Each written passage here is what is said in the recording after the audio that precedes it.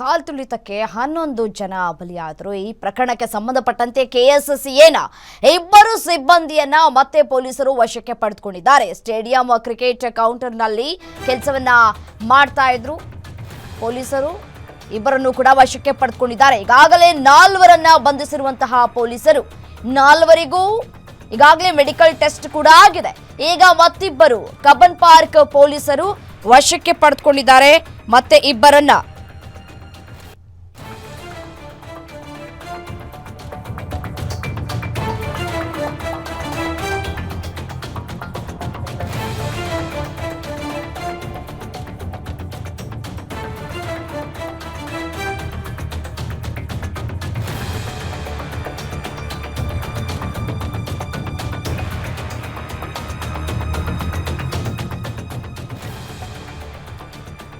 DNA event ಮ್ಯಾನೇಜ್ಮೆಂಟ್ನ ಸುನಿಲ್, ಮ್ಯಾಥ್ಯೂ, ಕಿರಣ್ ಮತ್ತು ವಿನೋದ್ರನ್ನ ಈಗಾಗಲೇ ಅರೆಸ್ಟ್ ಮಾಡಿದ್ದಾರೆ ಪೊಲೀಸ್ ಅಧಿಕಾರಿಗಳು.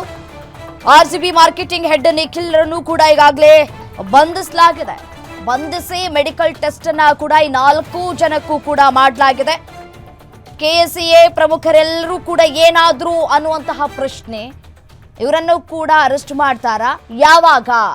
ನೋಡಿ, 4 ಜನರ ಬಂಧನ ಆಗಿದೆ. ಈಗ ಇಬ್ಬರನ್ನೂ ಕೂಡ ಮತ್ತೆ ಬಂಧನ ಮಾಡಲಾಗಿದೆ. ಅಲ್ಲಿಗೆ 6 ಜನರ ಬಂಧನವಾಗಿದೆ. ಈ ಒಂದು ಪ್ರಕರಣಕ್ಕೆ ಸಂಬಂಧಪಟ್ಟಂತೆ 6 ಜನರ ಬಂಧನ ಮಾಡಿ ಇದೀಗ ತನಿಖೆಯನ್ನ ಕೂಡ ನಡೆಸಲಾಗ್ತಾ ಇದೆ. ಅಧಿಕೃತವಾಗಿ ಸಿಐಡಿ ಕೂಡ ಈ ಒಂದು ಕೇಸನ್ನ ಪಡೆದುಕೊಳ್ಳುವಂತಹ ಸಾಧ್ಯತೆಗಳು ಕೂಡ ಇದೆ. ಸಿಐಡಿಗೆ ವರ್ಗಾವಣೆ ಆಗುವಂತಹ ಸಾಧ್ಯತೆಗಳು ಕೂಡ ಇದೆ. ಈ ಇಬ್ಬರಿಗೂ ಕೂಡ ಇದೀಗ ಮೆಡಿಕಲ್ ಟೆಸ್ಟ್ ಆಗಬೇಕಾಗಿದೆ. ಅವತ್ತಿನ ದಿನ ಏನಾಯ್ತು, ಯಾವ ರೀತಿಯಾಗಿ ಘಟನೆ ಆಯಿತು, ಘಟನೆ ಆದಂತಹ ಸಂದರ್ಭದಲ್ಲಿ ಯಾರೆಲ್ಲ ಇದ್ರು, ಯಾಕೆ ಮುಂಜಾಗ್ರತೆ ಕ್ರಮವನ್ನು ತೆಗೆದುಕೊಳ್ಳಿಲ್ಲ, ಹೀಗೆ ತನಿಖೆಯನ್ನ ಕೂಡ ನಡೆಸಲಾಗತ್ತೆ.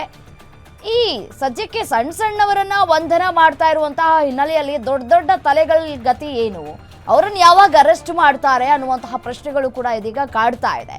ಇವ್ರ ಮಾತುಗಳನ್ನೆಲ್ಲ ಆರ್ಸಿಬಿ ಕೇಳುತ್ತೆ ಅಂತಂದ್ರೆ ಯಾರೂ ಕೂಡ ನಂಬುವ ಹಾಗೇ ಇಲ್ಲ. ಯಾರು ಕೂಡ ನಂಬ್ತಾರೆ? ಮಾರ್ಕೆಟಿಂಗ್ ಹೆಡ್ ಮಾತನ್ನ ಆರ್ಸಿಬಿ ಕೇಳುತ್ತಾ? ಆರ್ಸಿಬಿ ಕೇಳ್ಬಿಟ್ಟು ಅವ್ರು ಏನು ಹೇಳ್ತಾರೋ ಅದನ್ನು ಫಾಲೋ ಮಾಡುತ್ತಾ? ಇಲ್ಲ. ಕೆಲವೊಂದು ಹೇಳುವಂತಹ ಮಾತನ್ನ ಅವ್ರು ಫಾಲೋ ಮಾಡಬಹುದು, ಬಟ್ ಎಲ್ಲವನ್ನ ಕೂಡ ಫಾಲೋ ಮಾಡೋದಕ್ಕೆ ಸಾಧ್ಯ ಇಲ್ಲ. ಇದೆಲ್ಲವೂ ಕೂಡ ಮ್ಯಾನೇಜ್ಮೆಂಟ್ ಏನು ಹೇಳುತ್ತೆ ಅದನ್ನ ಮಾತ್ರ ಕೇಳೋದಕ್ಕೆ ಸಾಧ್ಯ. ಮಾರ್ಕೆಟಿಂಗ್ ಹೆಡ್ ಆಗಿರುವಂತಹ ನಿಖಿಲ್ ಹೇಳಿದ ತಕ್ಷಣ ಎಲ್ಲವೂ ಕೂಡ ಆಗ್ಬಿಡುತ್ತಾ? ನಿಖಿಲ್ ಮಾತನ್ನ ಕೊಹ್ಲಿ ಅವ್ರು ಕೇಳ್ತಾರಾ? ಇಲ್ಲ ಅಲ್ವಾ? ಸಣ್ಣವರನ್ನ ಅರೆಸ್ಟ್ ಮಾಡ್ತಿದ್ದೀರಿ. ಸರ್ಕಾರ ಕೂಡ ಇದರಿಂದ ಬಚಾವ್ ಆಗೋದಕ್ಕೆ ನಾನಾ ರೀತಿಯಾಗಿ ಪ್ರಯತ್ನವನ್ನ ಕೂಡ ಮಾಡ್ತಾ ಇದೆ.